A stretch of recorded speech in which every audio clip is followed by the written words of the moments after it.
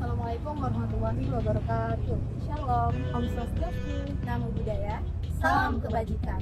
Kami dari kelompok 4 dengan saya Ika Dinda Munte dengan NIM 2315011085 dan saya Nujara Munte dengan NIM 2315011086. Saya Riri Siti dengan NIM 2315011091. Saya Yeni Iswani dengan NIM 23150111. Banyak sekali jenis bakteri yang dapat kita temukan di alam ini.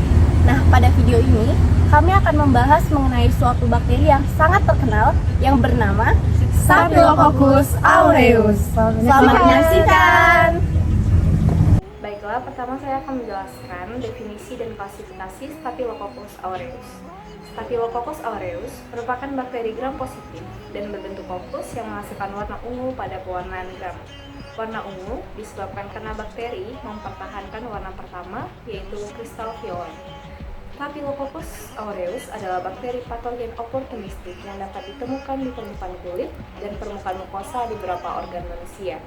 Bakteri patogen oportunistik merupakan bakteri yang secara alami bukan berada di habitat suatu lingkungan, tetapi masuk akibat terjepannya lingkungan tersebut dengan limbah manusia. Staphylococcus aureus merupakan flora normal pada kulit, saluran napas, dan saluran pencernaan manusia. Selanjutnya, Staphylococcus aureus memiliki klasifikasi Kingdom Bacteria, Phylum Firmicutes, kelas Bacilli, Ordo Coccaceae, famili Staphylococcaceae, genus Staphylococcus, spesies Staphylococcus aureus. Perkembangbiakan bakteri Staphylococcus aureus. Bakteri Staphylococcus aureus berkembang biak dengan cara pembelahan binar, di mana dua anakan sel tidak terpisah secara sempurna sehingga terlihat seperti membentuk koloni kluster seperti anggur. Kemudian habitat. Staphylococcus aureus banyak ditemukan di lingkungan seperti tanah, air, dan udara. Staphylococcus aureus hidup sebagai saprofit di dalam saluran pengeluaran lendir dari tubuh manusia seperti hidung, mulut, dan tenggorokan, dan dapat dikeluarkan pada saat batuk atau bersin. Staphylococcus aureus juga terdapat pada pori-pori dan permukaan kulit, kelenjar keringat, dan saluran usus. Selanjutnya saya akan menjelaskan mengenai ciri-ciri dari Staphylococcus aureus. Yang pertama itu berbentuk menyerupai bola dengan garis tengah kurang lebih 1 mikrometer, tersusun dalam bentuk kelompok-kelompok tidak teratur, biasanya menyerupai buah anggur. Dapat pula tersusun 4-4 atau tetrad, membentuk rantai 3-4 sel, berpasangan atau juga bisa satu-satu. Merupakan bakteri gram positif dan berbentuk kokus atau bulat. Staphylococcus aureus bersifat non-motil atau tidak bergerak dan non-spora. Merupakan bakteri anaerob fakultatif, yaitu bakteri yang dapat tumbuh apabila terdapat oksigen maupun tanpa adanya oksigen. Bakteri ini tumbuh pada suhu 6,5 derajat sampai 46 derajat Celcius. Selanjutnya, saya akan membahas tentang cara penularan bakteri ini. Bakteri ini dapat ditularkan melalui luka, kontak langsung ataupun tidak langsung, misalnya melalui handuk, pakaian, ataupun peralatan olahraga yang digunakan bersama. Pneumonia, misalnya pada penderita pneumonia atau yang biasa kita kenal dengan paru-paru basah. Infeksi terjadi ketika penderita pneumonia bersin atau batuk, kemudian kita menghirup udara atau percikan dari air liur penderita pneumonia tersebut. Nah, percikan inilah yang membawa bakteri Staphylococcus aureus hingga menyebabkan pneumonia. Nah, penularan juga dapat terjadi ketika kita menyentuh benda yang terkontaminasi percikan air liur tersebut, lalu menyentuh hidung ataupun mulut kita.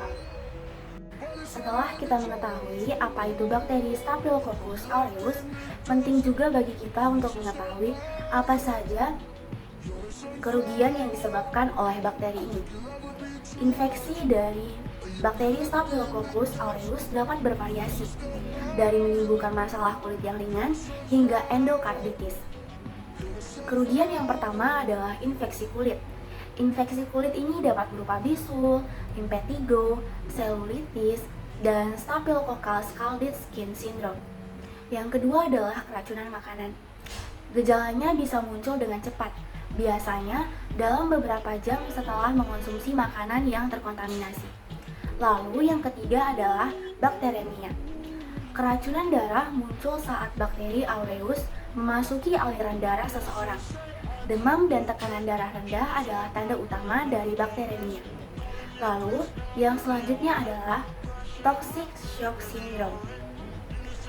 TSS ini dapat berupa demam tinggi, mual, muntah, ruam pada telapak tangan dan kaki yang menyerupai sunburn, linglung, nyeri otot, sakit perut, dan lain-lain.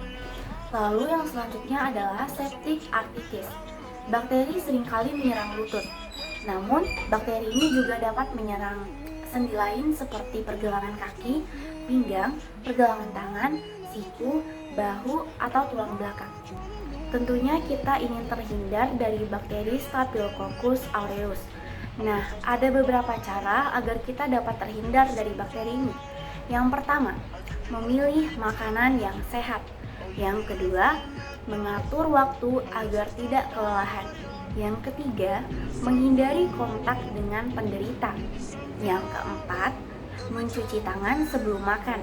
Yang kelima, memenuhi jadwal vaksinasi. Yang keenam, membersihkan bagian rumah secara teratur. Yang ketujuh, menjaga kesehatan hewan peliharaan, karena bakteri ini dapat muncul pada hewan peliharaan kita. Demikian materi dari kami berharap video ini dapat menambah informasi bagi kita semua mengenai apa itu bakteri Staphylococcus aureus dan kita dapat terhindar dari penyakit yang disebabkan oleh bakteri ini. Terima Terima kasih. kasih. Bye-bye.